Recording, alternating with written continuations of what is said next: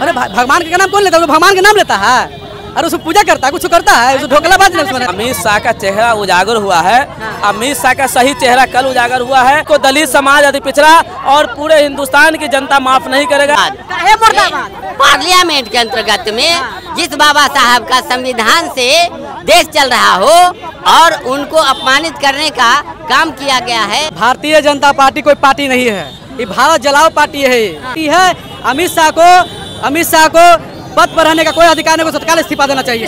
अमित शाह दलित महादलित को अपमानित करने का काम कर रहे हैं। भीमराव अंबेडकर के लिखे हुए संविधान को बर्बाद करना चाहते हैं और ये दिखाना चाहते हैं कि मनुस्मृति का जो कानून था उसे लागू करना ये लोग चाहते हैं, देश पर ये लोग थोपना चाहते हैं। ये इन लोगों की मंशा जो है वो चलने नहीं दिया जाएगा, सवाल नहीं है चलने देंगे। भगवान का तब स्वर्ग प्राप्ति नहीं, पहले भीमराव अंबेडकर जिसने संविधान लिखने का काम किया, उसी संविधान के तहत देश चलेगा, ना कि नरेंद्र मोदी अमित शाह के कहने से देश चलेगा। अपमानित नहीं सहा जाएगा। चलिए देखिए क्या कहिएगा सर? अमित शाह का चेहरा उजागर हुआ है। अमित शाह का सही चेहरा कल उजागर हुआ है। उसने संविधान का हमेशा विरोध किया है, उसको अपमानित किया है। दलितों को अपमानित करना इसका विचार है। वो विचार कल सामने उसके उजागर हुआ है, जो अंबेडकर जी को उसने अपमानित करने का काम किया है। इसको दलित समाज अति पिछड़ा और पूरे हिंदुस्तान की जनता माफ नहीं करेगा। सड़कों पे आने के लिए तैयार है, नहीं तो केंद्रीय मंत्री से इसको इस्तीफा देना होगा। कल तो वो अमित शाह जी बोले थे क्या कि कांग्रेस खुद है जब आरक्षण विरोधी, आप बोल रहे हैं कि अंबेडकर का नाम लेकर वो सब बोल रहे हैं। कांग्रेस कब ने इस तरीके से विरोध का काम किया है?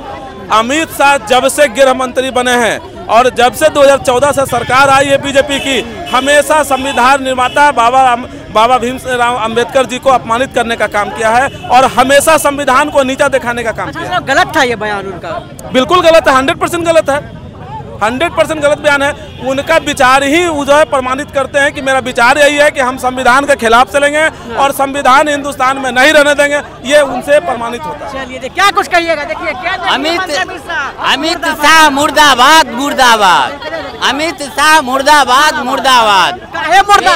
पार्लियामेंट के अंतर्गत में जिस बाबा साहब का संविधान से देश चल रहा हो और उनको अपमानित करने का काम किया गया है, उनका जो माननीय अमित शाह जी का भर्सन जो है बिल्कुल गलत है।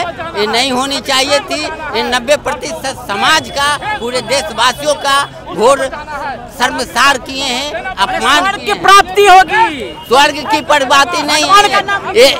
ये देश जो है क्रिमिनलों का, अपराधियों का, डकैतों का भी मर जाता है तो स्वर्गीय कहलाता है।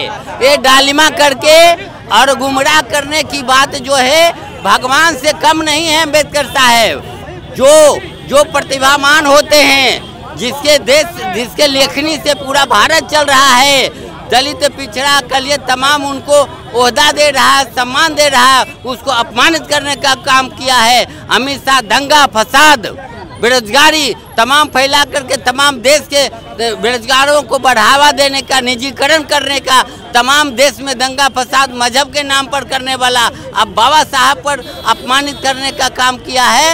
ये लोगों को दलित विरोधी, पिछड़ा वर्ग समाज विरोधी है और भारत के जितने विभूति हैं उनके विरोध में इनको भीमराव अंबेडकर का जयंती मनाने का कोई अधिकार नहीं है।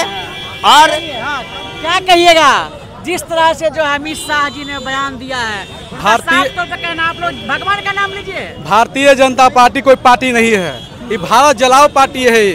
ये संविधान और लोकतंत्र को खत्म करना चाहती है।